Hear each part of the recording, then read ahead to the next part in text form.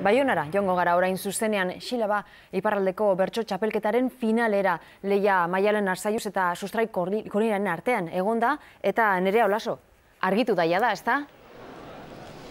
Hori da, Sustrai Kolina da iparraldeko txapeldun berria Maialen Arzalluzi gailendu eta gero. Orain 15 minutu eskas jarri du txapela eta esan bezala txapelduna Sustrai Kolina 816 punturekin, txapeldun orde Maialen Arzalluz 763 punturekin. Jarraian Odei Barroso, Eneritz Zabaleta, Xumai Murua eta Ramuntxo Kristi. Arratsaldeko 5etan abiatu da finala, 2 zatitan banatuta. Lehenengoan 6 finalistak izan dira aurrez aurre, oroar esan dezakegu, nahiko gai serioak jorratu dituztela, ez dela humorerako tarte handirik egon, eta humorea buruz burukoan iritsi dela, alegia Sustrai Kolinaren eta Maialen Arzalluzen arteko ariketetan.